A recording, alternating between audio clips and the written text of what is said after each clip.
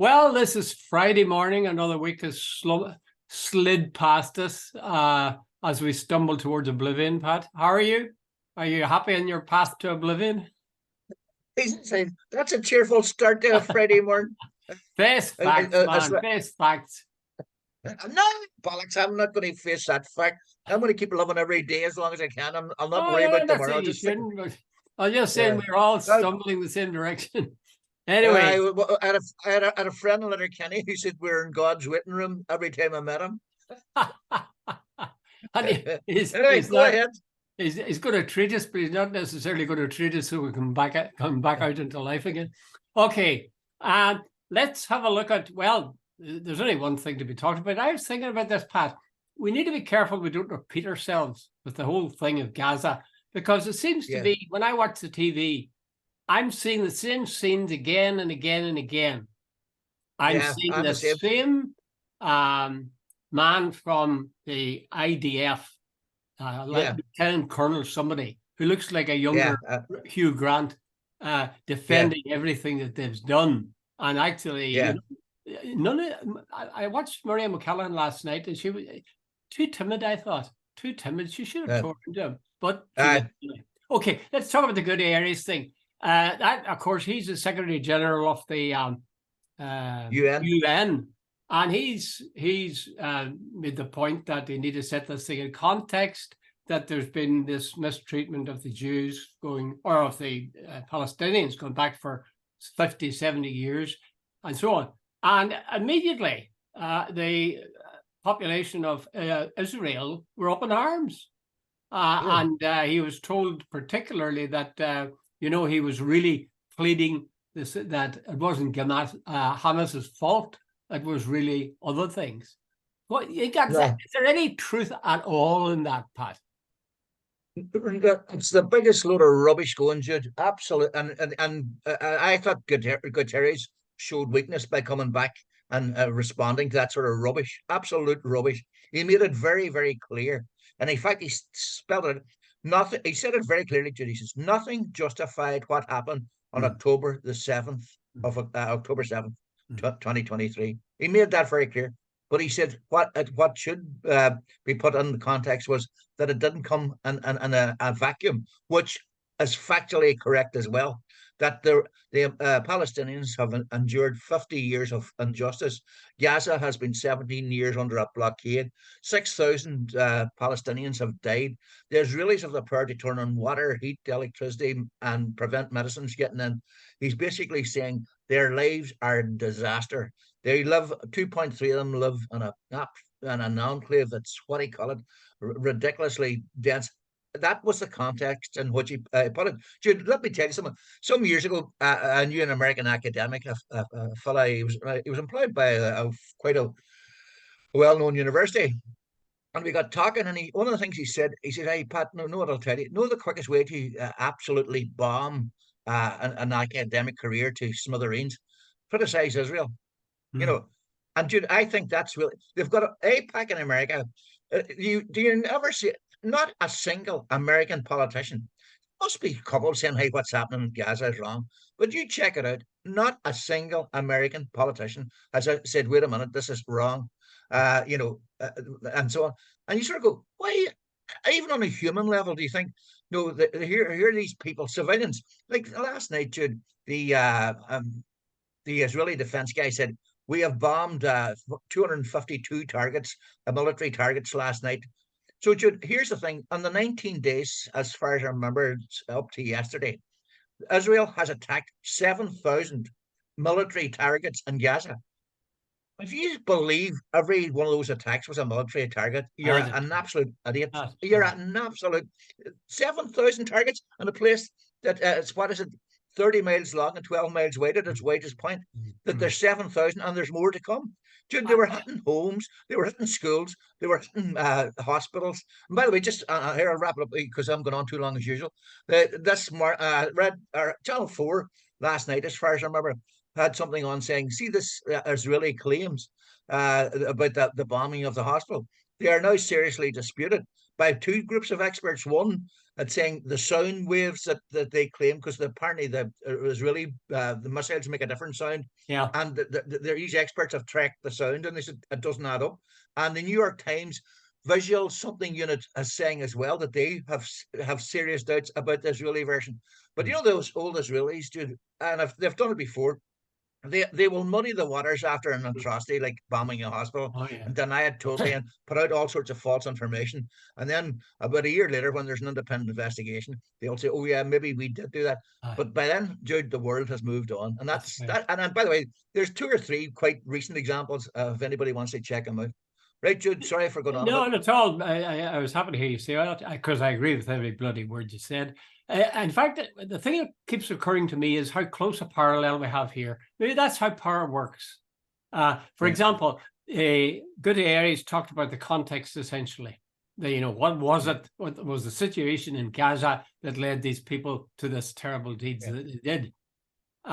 Exactly the same thing here. What we had are atrocities, they would say, committed by the IRA, whether it was at Shankill bombing or Kingsmill or whatever. And dare you say that was set as a background against, or there was a background for that of 50 years of discrimination, sectarianism, police violence whenever people try to claim their rights and so on. They'd say, "Oh, you're a fellow traveler then with the IRA." There's a very good little piece in the Guardian today by a woman, Gabby Hinsliff. I just read it out, podcast. It's a wee bit long, but I just read it. I think it's very good because she's making the point that you really don't have to say, you're not saying for a moment that what Hamas did was good when you say about all the bad things that were happening and are happening to the Palestinians. She says, to say that neglectful, abusive parents are often repeating a pattern they experienced as children is not an excuse for cruelty. To say that even a madman has his reasons is not the same as suggesting that whatever he's done is rational. To argue that gang or knife crime can't be eradicated without tackling the reasons some teenagers want to carry knives in the first place is entirely about preventing murder, not justifying it. I thought that was a pretty good set of parallels to put again. But maybe that's the way it is in war. The Bloody Sunday, exactly the same thing as you described for what happened with Israel and the bombing of that hospital. Immediately they rushed out their statement that it wasn't us, and then made an inquiry, the Widgery inquiry, and their report said, "Oh no, it wasn't us. It was all these IRA gunmen that the army shot at." So do that immediately. And then as time goes by, as you say, well, maybe it's a bit difficult for people to maintain their rage against what has happened. And you hope you get away with it. Well, I suppose they didn't get away with it. But when I stood in the Guildhall Square, Pat, when David Cameron announced that they were apologizing, everybody cheered. I couldn't join in the cheering. I really couldn't. That we would cheer because a British Prime Minister has allowed people, whatever the Prime Minister was then, that a Prime Minister allowed that to happen. And then 40 years later, the guy says, oh, sorry. And we all cheer him. I had the hell with that. I really don't believe in that. Yeah. Well, the Prime Minister, by the way, was Edward Heath. Yeah. And Eamon McCann had a brilliant line, as Eamon frequently has, about Widgery. He said it was the clearest case ever that he had come across where the conclusion and the verdict didn't match the evidence presented. He basically said the evidence was overwhelming. But Jude, compliments to you yourself. You had a brilliant analogy on one of your blogs there earlier in the week. I thought it was excellent, where you said Israel is like a wee boy. Know that you're wondering about the wee boy. He comes in and he's got a bloody nose, and all he wants to tell his mommy is, "Johnny hit me," and Johnny hit me. And when they asked him, "What happened?" "Johnny hit me." He doesn't explain that he kicked a line out of Johnny earlier on and had stolen his toys, and that's just been going on for X number of months. And Johnny finally reacted. I thought it's a simple analogy, but it's a brilliant analogy because that's exactly what's been going on for a long time. Israel tells the world, "Oh, look what happened on October the 7th. You have to keep this saying, because you're going to get accused of saying, "Oh, you're justifying it." I am not justifying it. So let's get that very, very clear. But hey, as you say, Jude, there's a context here. Well, I think, we're not. I'm much heartened by the fact that what I'm feeling and what you're feeling is something that's shared by an awful lot of people. Even the Guardian, tiptoeing towards it with that analogy of knife crime and neglectful or abusive parents and so on. They're aware of the fact that there is a context, and how anybody couldn't, of course, when you see Israel has brought this in itself, in a sense. I mean, in terms of world sympathy, because night after night you see those appalling things. Babies being pulled out of rubble, and mothers going nuts because their child has been killed. And if this electricity is kept turned off, there'll be people dying because they can't get cancer treatment. There'll be people dying because they can't give birth to their children. The arrogance of the Israelis, they describe the Palestinians, the defense minister called them animals. These are the people who are turning off, he says, no water, no electricity, no food. Now, Jude, I don't know about you, but that strikes me as pretty animalistic behaviour as well. And Jude, let's get this clear as well. The Israelis have been doing this for a long time. They have been turning off water, electricity.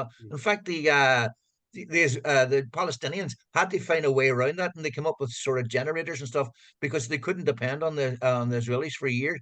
They would turn off water and electricity every so often. Just sort of capriciousness. They just do it whenever it suited them. Something that isn't talked about is the actual origin of this terrible conflict. We have no problem with saying in the north the problem was partition, which happened, in the early 1920s. In fact, Israel, the creation of Israel or the partitioning of Palestine happened only in 1948 or thereabouts, 47, 48. So people forget how close it is. And who did that? The British. That was the British. Yeah. We own this and we'll cut it in half. And okay, that's fine. The UN agrees with us. I think more people than we imagine really are fed up with this. They really see the suffering. Yeah. They see it isn't all one-sided. And in fact, if anything, when Israeli spokespersons like that Lieutenant Colonel come on, as he did last night in prime time, I think they see an arrogance there and a refusal to have any sympathy with people who are dying. There's one very simple thing. Look at the map of 1948 and look up the map today of Palestine.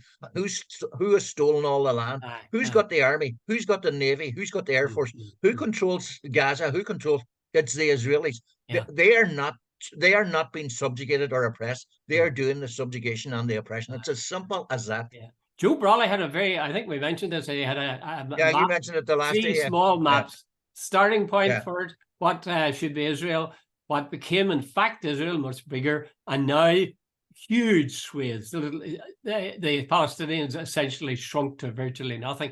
I'm finding very, as I say, I feel hopeful because you see and you hear reports that clearly show Israel is in the wrong.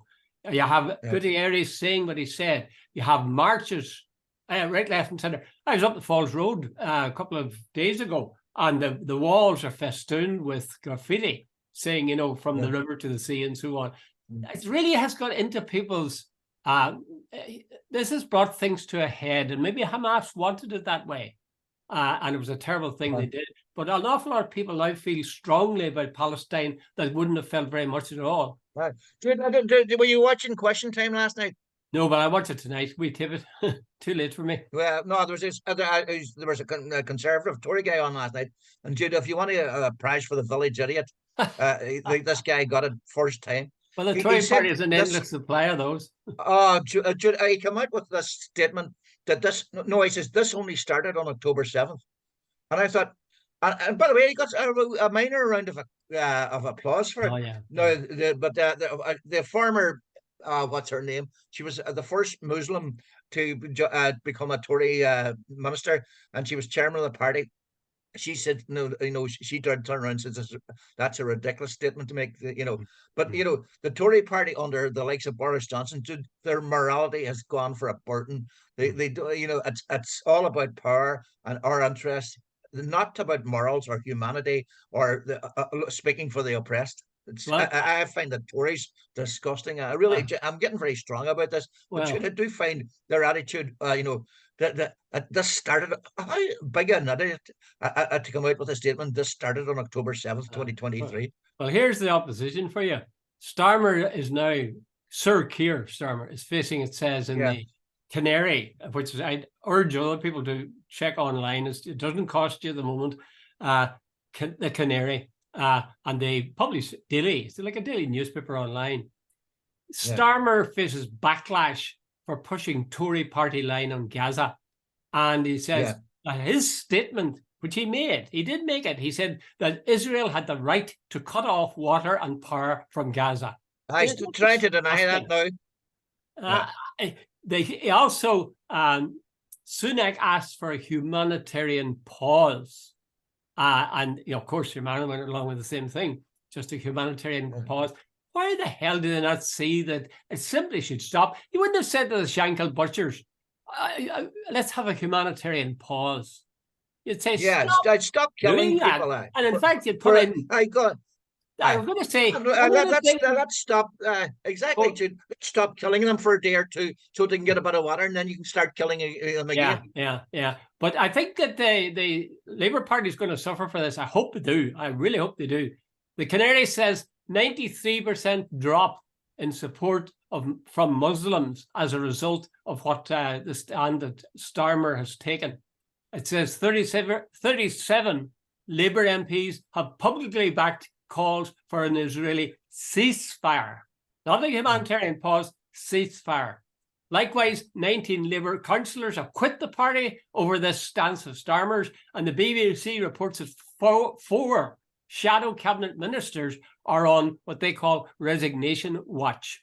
So, we shouldn't despair. There's a lot of people whose hearts have been torn by what has been happening for the last couple of weeks. Yeah. I think but the by the way, Israelis had a chance to get world sympathy. And they always blow it.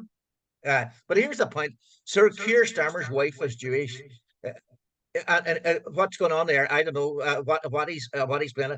His sympathy, his treatment or his views on the conflict are not balanced. They are not fair. He has taken totally one side, and that is grossly unfair on the Palestinians, as if they are not suffering and it's only Israel. By the way, Israel deserves sympathy for what happened on October 7th. It's like it was horrific. You shouldn't have to say that. You shouldn't have to say that. No, that's the point. You shouldn't have to say that. Exactly. Anyway, now Starmer, Jude, if this is a wake-up call about Starmer is not he's not a socialist, he's not a Labour, and the very fact that somebody called Sir Kier as leading a party of Labour sort of gives the game away. Go ahead. Sorry, Jude.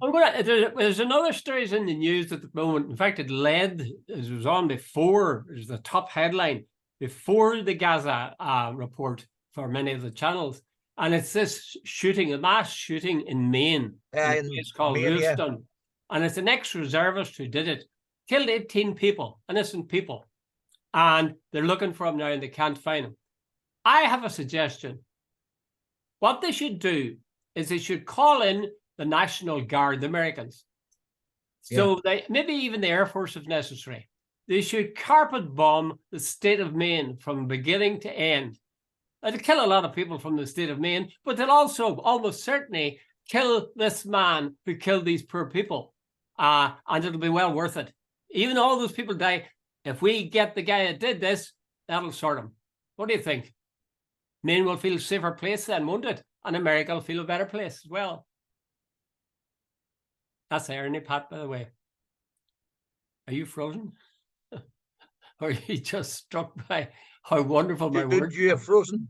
Oh, you're frozen there, Pat. Did you get all my words in there? No, go again. Okay, well, I was busy. Is this killing, this mass shooting? No, I heard you saying they should carpet bomb Maine. I'm saying that's what they haven't got this guy yet, as far as I know. They certainly were looking for him the last time I checked. And I'm saying, one obvious way to do, borrow from Israel. Go in, carpet bomb Maine from top to bottom. They'll kill all sorts of people, but they're almost certainly going to kill the guy who did this terrible deed. And he's using the people of Maine as cover, as a shield. Yeah. Certainly, that's the example that Israel has given him. And it seems to work better. Yeah, no. The other thing is that the West has credibility on this Israel Gaza thing has been shot to pieces, because see, the next time somebody comes on and accuses Russia of bombing civilians for strategic reasons, that they're going to say, don't even start. You Yeah. can imagine the Chinese, the Indians, the Russians, all of them, they're sitting watching the Americans going, "You hypocritical bastards," and I'm using that term, but Jude, the moral high ground has gone from the West totally, absolutely. Yeah. Yeah. Because see, the next time they condemn anything the Russians do, they're going to say, "You sat back and watched Israel." I just want to finish talking about this with this one question, Pat. How do you feel about Joe Biden after his response to what has happened? Well, Jude, I live in the real world too. In America, that's the game you play. And I don't agree with him. And I think like Joe's 83. Jude, I think if you were leaving this world in the next 10, 15 years, you would like to leave it with a clear moral conscience. Surely he should have spoken out. But hey, Jude, I presume he's looking after his party. Not a single American politician, as I said earlier in this podcast, has spoken out. Not one. The AIPAC lobby nearly ensures that if you speak out against Israel, they bankroll your opponent in the next election and you lose your seat. They pay for big ads in the local newspapers. They pay for ads on the radio. They pay for ads and whatever, and they start smearing you. And they've done it in many. Jude, remember a couple of years back, there was a guy, an actor whose name now totally escapes me, maybe for a good reason. And an acceptance speech. He won, I think, the best actor. This is about 30 years ago. And he said, he spoke, he said something, there was some sort of Israeli action going on against the Palestinians. And he spoke out in favor of the Palestinians. There was a famous Hollywood producer who said, that guy will never work in this town again. Dude, that's the sort of thing, the power they have, the Israeli lobby. Just project, Pat, very briefly, a year, 5 years from now, what do you think will be the situation in Israel, in Palestine? Jude, you would hope that this one is there's something different about this one. That's on my gut feeling.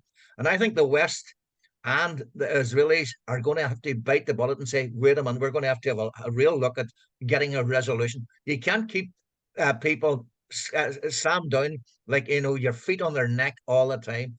And that's, it's going, and by the way, this absolute rubbish that they're going to destroy Hamas. See, if they kill 100,000 Palestinians, you'll have 200,000 joining Hamas the next time around. Another Hamas. And the other thing as well, just now to come into my head, there was no Hamas in the West Bank. It was run by the Palestinian Authority, by your Mahmoud Abbas, or whatever you call him. I can't remember his name. I think that's his name. Anyway, did you know? Did you hear that? There so far, there's 100 Palestinians dead in the West Bank in this last couple of days, and apparently Hamas flags are starting to appear everywhere in the West Bank now as well. So they're already starting to get enemies there as well. It's so similar to the thing here with Bloody Sunday. They were lining up after Bloody Sunday. Like, they killed those people because they wanted to put the fear of God into the young dairy hooligans, as they call them, and to the rest of the nationalist population. The result, the exact opposite. I mean, it really gave the IRA a huge boost, the fact that this had happened. Absolutely. And as I say, the reports of people who were there at the time said they were lining up to join the IRA. They had to join the queue. Apparently they were going around, as an American says, they were around the block queuing. Yeah. It's a sad and appalling situation. But my one thing that I hang on to is that many people, not all just ordinary Joes like ourselves, well, we're not ordinary, we're exceptional, but you know what I'm getting at. Many people in positions of power, like Leo Varadkar, for example, fair play to him. One of the first things Leo's he said come out was, a lot better, and Michael Hamas did a terrible thing, but that doesn't mean that war crimes don't exist and that you're there for free reign to do what you want to do. I thought it was quite courageous to say that, and absolutely. And I think Irish people generally, are certainly Sinn Féin, but I think Irish people generally begin to see this is an oppressed people, and in a way we understand their plight. Okay, let's move on. You asked the question, Pat, should the BBC really be making programs like Top Gear? I'll answer it for you now. No, and no. Speaking personally, I know you've got all sorts of good reasons here, but I just think that I read a piece about Trent Alexander-Arnold. You know, the Liverpool. Apparently, his big thing is F1. You know, Formula One. He loves it. Goes to see it and so on. When I was about 17, I thought that was pretty good stuff. I just think when you grow up, but what the hell? I mean, we have fatalities on roads, and yet we give this model for people. You know, running or driving as fast as you possibly can, and sometimes people being killed. But anyway, you're taking after particularly Top Gear and their attitude towards vehicles. And Freddie Flintoff. Freddie Flintoff has got something like £9.5 million from the BBC after an accident. Richard Hammond was injured. There's been a couple of other injuries as well. You know, this sort of wee boys and their toys, or in this case, big boys and their toys. It's just ridiculous show that they do this ridiculous thing. They drive like I remember when Jeremy Clarkson, they drove into the American South, you know, lesbians and all this sort of stuff on there, you know, deliberately to provoke. And they thought this was hilariously, I know things about Hillary Clinton, vote Hillary, and then they had pink sort of, you know, vote gay and all this sort of stuff, deliberately to, you know, that, and there were shots from them going. So now that they do all these sort of stunts, and apparently, what do you call him? Freddie Flintoff was in a car. It was an open top car, no airbags, no nothing, and his face scraped along the ground. And apparently, he has suffered quite severe scarring. But they had to pay him 9.5 million. Quite a few years back, Noel Edmonds had a thing on the Saturday evening. Remember, a man died when a stunt went wrong there. Yes, I remember that. Why do you do programs like this? And the cost is phenomenal. But Top Gear. And I know it makes them a lot of money, but there's something.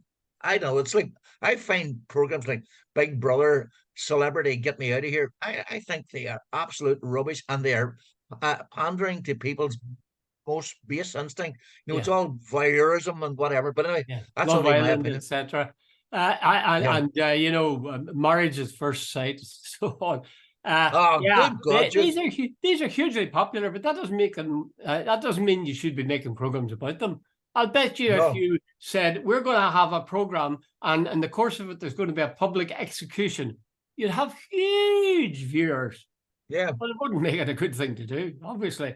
Anyway, we're running out of time. We're nearing the end. There's something very important. I've heard about this guy. He's starting out in life as an author, and I think we should give him our support.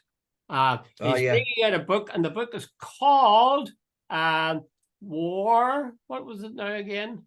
You give me the title of it. What was it? War, Peace in the Derry Journal. It's your War, Peace in the Derry Journal. And I think, Pat, you'll agree with me that you really should give a sort of a leg up and some publicity and support for this young man, especially as he's the same name as you.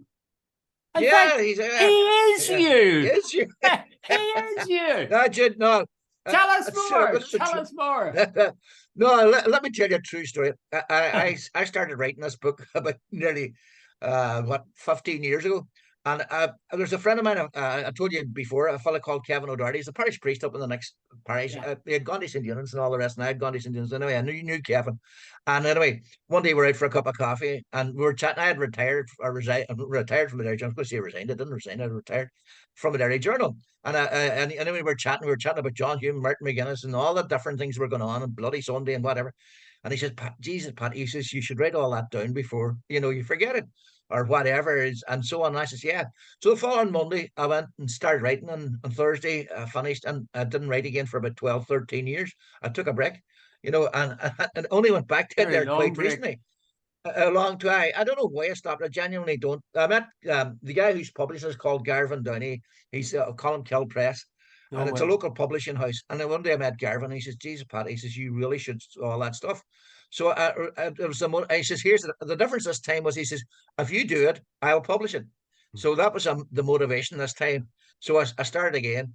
And it's really, and I call it a memoir because I had the very simple, basic concept that if I couldn't remember it, it wasn't what I was no point in me writing about it. Yeah. If it was my autobiography, I would have to go and do research and talk to people and find out things and get things right.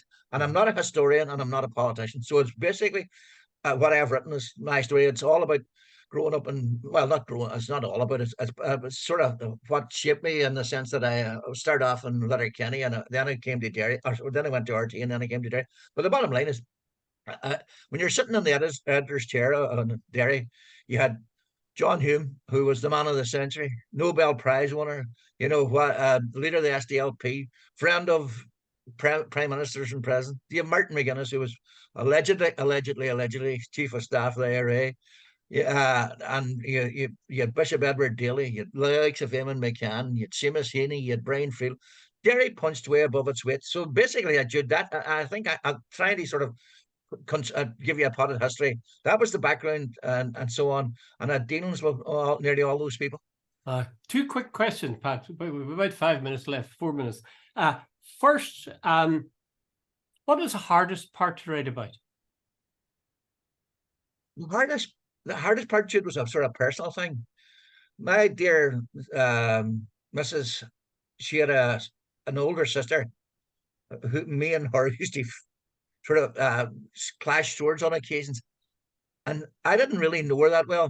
Anyway, she was diagnosed with leukemia when she was 33, and she died. And she had two children, and those children, they played a big role in our lives. And writing about that, and there was a whole other story about it as well.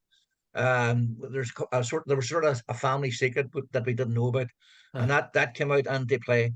And I wasn't sure, but it had such an effect on me, Jude. I thought, I can't write the story of my memoirs and not include it, because it really, it sort of, it made me grow up in one way. It frightened me big time. I never thought people like us, young, could get cancer. Never thought you could die at 33, and so on. So that was the hardest part of the book. In fact, the politics, talking about the big guys was not that difficult. Actually, you'll know better than me, but I suspect that probably will maybe be one of the very high points of the book. When you write about something that you find, goes deep into your gut, and you're almost reluctant to write about it. So I really look forward to reading that. Second thing is this, Pat. You span a career of 40 years or whatever.